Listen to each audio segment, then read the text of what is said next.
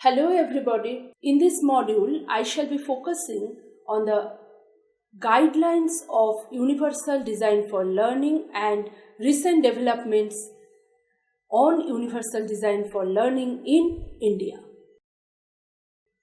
Here is a quick revisit of the previous lectures where we discuss on the concept and principles of UDL. In one word, we can say that Universal Design for Learning, it's a framework that ensures all learners have equal access to learning opportunities.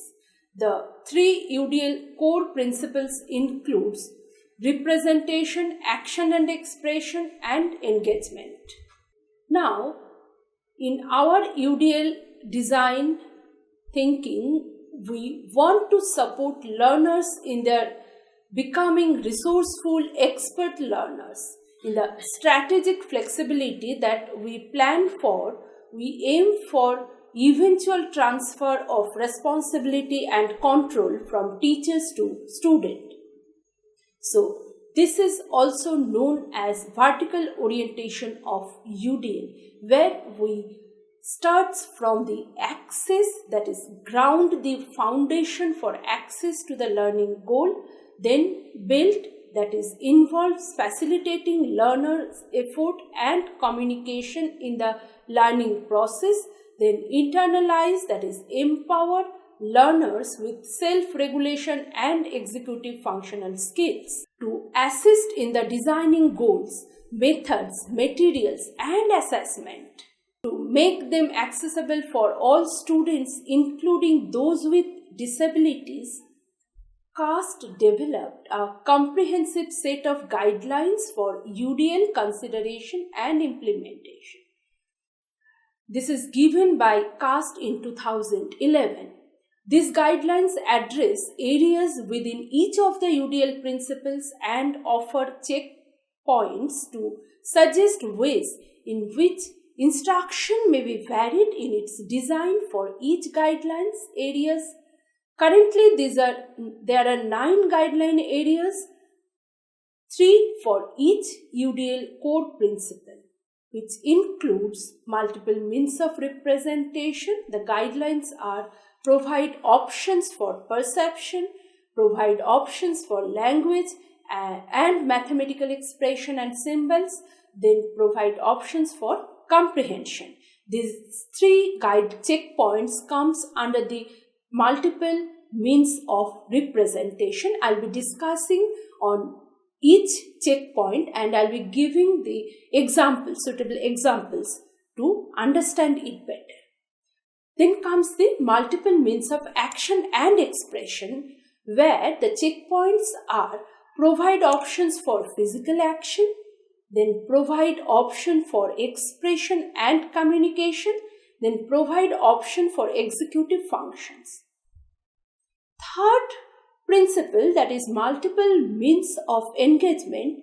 Here the 3 checkpoints are provide options for recruiting interest, provide options for sustaining effort and persistence, then provide options for self-regulation. Now I am going to discuss each checkpoint separately. See, guidance in the implementing UDL guideline is offered through specific checkpoints, as I already mentioned, associated with each guideline. Like example, under the UDL principle of multiple means of representation, Guideline 1, which reads, provide options for perception. 3 checkpoints for these guidelines are provided. That is, first checkpoint is offer ways of customizing the display of information, then offer alternatives for auditory information and offer alternatives for visual information. So it is up to the educator or up to the teacher to determine what alternatives will be most appropriate. and helpful in their own instructional situation. So all UDL checkpoints are elaborated here. I'll be discussing through comprehensive description and examples. Now, the first checkpoints, as I said, that is provide options for perception, which has offer ways of customizing the display of information, then offer alternatives for auditory information, and third, offer alternative for visual information.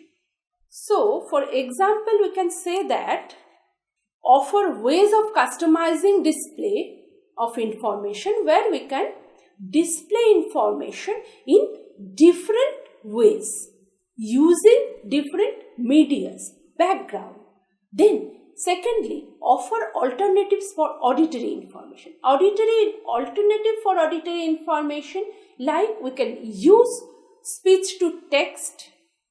Then we can use some visual diagrams, charts, we can use videos or written transcription for the videos and auditory inputs. And third one is offer alternative for visual information. So when we are offering alternative for visual information, we have to give emphasis on the auditory input. So here we have to think of what alternative auditory inputs can be given. Like we can provide description in spoken or in text description for all image, graphical presentation or videos that can be given. That is the another way, like text to speech can be used here. Next point is provide option for language, mathematical expression and symbols. It has 5 checkpoints. First is clarify vocabulary and symbol, then clarify syntax and structure, then support decoding text, mathematical notation and symbol, promote understanding across the language and illustrate it with multiple media.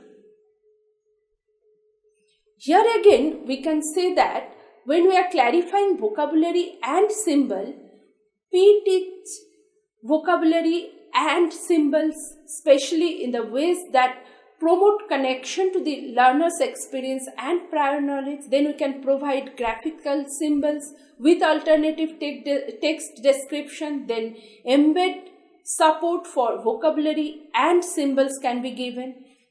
Now clarifying syntax and structure. Here also you have to clarify all the unfamiliar syntax and structure in a way that is accessible to that particular learner. Then support decoding of text, mathematical notation and symbol. Here also you can allow text to speech. Then you have to clarify again all the mathematical notation and symbols which are unfamiliar to the learners prior to teach the content. Then there is promote understanding across the language. That means makes all key information in the dominant language. That is maybe, as for example, English, also available in first language, that is in Hindi in our case in India, for learners with limited English proficiency, and maybe in ASL for the learners who are hearing impaired. Then provide electronic translation tools or links, multilingual glossaries on the web. It's easily available in the web. We have Google Translator, so we can use Google Translator, or our learners can be encouraged to use those tools to facilitate their learning. Then there is illustrate through multiple media. So here present key concept in one form of symbolic representation, that is can be expository text or a mathematical equation with an alternative form like illustration, dance movement, diagram, table, model, videos, etc. and make explicit links between the information provided in the text and any accompanying representation of that information in the illustration, equation, chart or diagram. Then the third checkpoint is provide option for comprehension, which has again 4 sub checkpoints. These are activate or supply background knowledge, highlight patterns, critical features, big ideas and relationship, then guide information processing, visualization and manipulation. And fourth one is maximize transfer and generalization. So these are all comes under provide options for comprehension. So it has again some examples like activate or supply background knowledge. So we have to connect present with the background information. Then there is highlighting pattern, as I already mentioned in my previous lecture, that is you have to highlight the pattern, critical features can be highlighted, ideas can be highlighted. Then visualization, guide information processing, visualization, manipulation. Here also give explicit prompt for each steps in a sequential process, provide interactive models that guide exploration and new understanding. Different strategies can be given, and for maximize transfer and generalization, all learners need to be able to generalize and transfer their learning to the new context. Now comes fourth one, that is provide option for physical action, which has 2 guidelines, that is vary the methods for responses and navigation, then optimize access to tools and assistive technologies. So here also you have to provide them navigation, you have to optimize their access of tools and assistive technologies can be used to learn better. Now the 5th guideline is provide option for expression and communication, which is again 3 checkpoints, that are use multimedia for communication, then use multimedia tools for construction and composition, then build fluencies with graduated level of support for practice and performances. So these comes under provide options for expression and communication. This is the 5th guideline. Then the 6th guideline is provide option for executive function, which have again 4 checkpoints. These are guide appropriate goal setting, then support planning and strategic development, then facilitate, manage information and resources, then enhance capacity for monitoring the progress, which is also very, very important. How much progress is happening, that has to be monitored. That has to be monitored by the educators, by the teachers. Now comes the 7th guideline, that is provide option for recruiting interest. So learners' interest is our another very important consideration. How we keep them motivated, how we keep their interest. So by optimizing individual choice and autonomy, then optimizing relevance, value and authenticity, then minimize threats and distraction, definitely. So there are 2 checkpoints where we are talking about optimizing the individual autonomy, we are talking about the optimizing the relevance, values, whereas minimizing the threat and distraction to keep learners motivated. Now comes the 8th checkpoint, that is provide option for sustaining effort and persistence, where there are 4 checkpoints, which includes heighten salience of goals and objectives, vary demands and resources to optimize challenges, then foster collaboration and community. Last one is increase mastery oriented feedback. So these are the 4 checkpoints. Now comes the 9th one, that is provide option for self-regulation. Provide option for self-regulation, which has again 3 checkpoints. These are promote expectations and belief that optimize motivation, then facilitate personal coping skills and strategies, lastly develop self-assessment and reflection.